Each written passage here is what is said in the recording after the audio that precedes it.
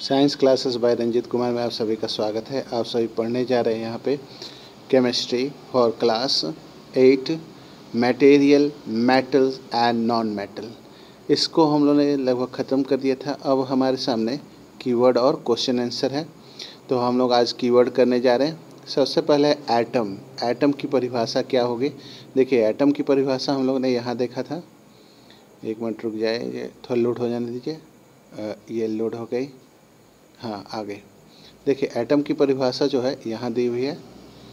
आप ध्यान से देखेंगे तो इसमें एलिमेंट्स की परिभाषा दी है और आपके एटम की भी दी हुई है। देखिए, एटम की परिभाषा इसमें है। देखिए, the smallest unit of element is atom. बहुत छोटा है और बहुत उपयोगी है, किसी भी क्लास में काम आएगा। ये मैं टिक आउट कर दे रहा हूँ, आप अपनी किताब में खोज के इसको लिख सकते हैं, या इसको मैं छोटा कर देता हूँ ताकि इस वीडियो को रोक करके आप उतार सकें। चलिए देखिए, the smallest unit of element is called atom लिख सकते हैं, या इज़ एटम। सबसे छोटा यूनिट जो होता है एलिमेंट का उसको बोलते हैं एटम। ठीक है, तो ये परिभाषा आप सभी लिख लेंगे आराम से, कोई समस्या नहीं होनी चाहिए। चलिए, तो हम लोग नेक्स्ट टॉपिक पे आते हैं। नेक्स्ट है आपका, वो है कंडक्टर। ठीक है, कंडक्टर आपके होते हैं, तो ये कंडक्टर्स आप लिख सकते हैं। ये conductors generally metals are good conductor of heat electricity, but non metal are poor conductors. ठीक है, इसमें आप लिख सकते हैं, या कंडक्टर की परिभाषा मैं आपको बता रहा हूँ वो भी लिख सकते हैं, लेकिन अगर सुन के लिख सकते हैं तो ये लिखिएगा, conductor are those who conduct heat और एज वेल एज इलेक्ट्रिसिटी। तो इसकी परिभाषा में मेटल्स आ जाएंगे, नॉन मेटल तो आते नहीं हैं। ठीक है, चलिए, डिस्प्लेसमेंट रिएक्शन क्या होता है ये जानिए। डिस्प्लेसमेंट रिएक्शन की परिभाषा मैंने आपको बताई हुई है। Those reaction in which more reactive elements displace the less reactive element from its salt, यानी उसके साल्ट सॉल्यूशन से वो डिस्प्लेसमेंट कर देता है। मैं एक एक वर्ड बोल रहा हूँ, इसको आप वीडियो रोक करके सुन करके अपना लिख सकते हैं। लिखिए इसको, displacement reaction, the reaction in which more reactive element can be replaced the less reactive element from its salt solution। ठीक है, या from its salt, इसको डिस्प्लेसमेंट रिएक्शन कहते हैं। एग्जाम्पल आप देख सकते हैं। चलिए, मैं दिखा देता हूँ आपको एग्जाम्पल इसका। बहुत ही सटीक एग्जाम्पल यहाँ दिया हुआ था आपके डिस्प्लेसमेंट रिएक्शन में। देखिए, ये रहा कॉपर सल्फेट वाला, ये एग्जाम्पल लिख सकते हैं आप। कॉपर सल्फेट जिंक से रिएक्शन किया, जिंक सल्फेट बन गया और कॉपर जो है वो निकल गया इसमें से। ये इसकी परिभाषा हो गई। परिभाषा जरूर लिख लीजिएगा, अक्सर है एग्जाम में पूछा जाता है, इसको अपनी फेयर कॉपी में उतार लेंगे। चलिए, इसके बाद आपका क्या है, डक्टिलिटी। शांत ध्यान दीजिएगा, डक्टिलिटी याद होगा। डक्टिलिटी क्या होता है? Ductility is the property in which metal can be stretch into wire. इसमें वैसी प्रॉपर्टी होती है जिसमें मेटल्स को हम लोग तार में खींच सकते हैं, उसको डक्टिलिटी कहते हैं। ठीक है, मेटल के अंदर डक्टिलिटी पाई जाती है, मेटल को हम लोग तार में स्ट्रेच कर सकते हैं। ठीक है, चलिए, डक्टिलिटी के बाद से आता है एलिमेंट्स। तो एलिमेंट्स की परिभाषा ठीक एटम के ऊपर है। देखिए ध्यान से, ये पेज ऊपर करिए, अगले पेज में आइए आप, है ना। चलिए देखिए, एलिमेंट्स यहाँ दिया हुआ है। देखिए यहाँ पे ए सबस्टांस से लेकर के और कोल्ड एलिमेंट तक। A substance can not be broken down further by chemical reaction by cooling, heating और electrolysis is called element. Element की परिभाषा आपको मिल गई, यहाँ पे आपको दिख भी रहा होगा। तो मैं इसको टिक आउट कर दे रहा हूँ ताकि आप वीडियो रोक करके इसकी परिभाषा अच्छी तरह से लिख सकें। चलिए, इसके बाद है आपका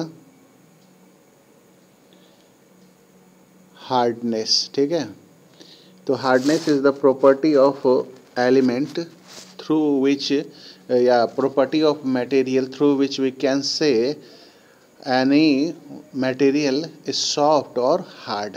ये एक प्रॉपर्टी होती है जिस प्रॉपर्टी से हम लोग किसी मटेरियल को या तो हार्ड कहेंगे नहीं तो उसको सॉफ्ट कहेंगे, इसी को हार्डनेस कहते हैं। ठीक है, चलिए मैलेबिलिटी समझ लीजिए। मैलेबिलिटी मीन्स होता है कि हैमरिंग करके, ध्यान दीजिएगा, हैमरिंग करके, it a property by which metals are hammered to change into thin strips. पतले पत्थर में जो हम लोग चेंज करते हैं उसको मैलेबिलिटी कहते हैं। फिर से मैं बोल रहा हूँ, ध्यान दीजिए, एक एक वर्ड को वीडियो रोक करके आप बढ़िया तरह से उतार सकते हैं। It is the property of metal by which metals can be changed into thinnest strips is called malleability। ठीक है, मेटल्स जाने गए, मेटल्स आर की परिभाषा तो आप जानती हैं। Metals are those which are good conductor of electricity, are sonorous, are करता है आपके डक्टाइल, ये सारी प्रॉपर्टी होती है मैलेबिलिटी। ठीक है, मेटलॉयड, मेटलॉयड वो हो गए जो रूम टेम्परेचर पे मेटल की करेक्टरिस्टिक होती है, और रूम टेम्परेचर पे, और आपका क्या होता है कि जैसे मान लें कि उसका टेम्परेचर जैसे इंक्रीज करते हैं तो वो गुड कंडक्टर ऑफ इलेक्ट्रिसिटी होता है। फिर आता है नॉन मेटल। नॉन मेटल वो होते हैं जो आपके कोई भी मेटल का नेचर नहीं होता है, वो बैड कंडक्टर ऑफ इलेक्ट्रिसिटी होते हैं, सोनरस होते हैं, सोनरस नहीं होते, डक्टाइल नहीं होते, कोई भी प्रॉपर्टी मेटल का नहीं होता, उसको नॉन मेटल कहते हैं।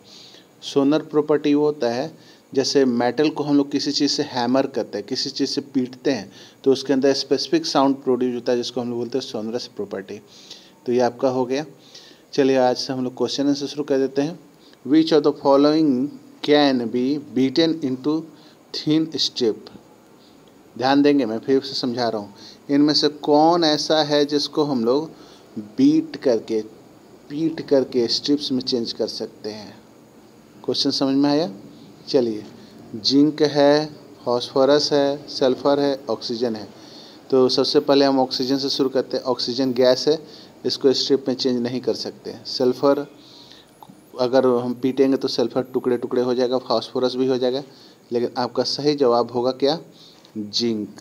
ठीक है, जिंक का हम लोग पत्थर बना सकते हैं। चलिए, अब 2 नंबर है, which of the following statement correct. कौन सा करेक्ट स्टेटमेंट है? ऑल मेटल आर डक्टाइल, सही है। All non metal are ductile, तो ये आपका गलत हो गया।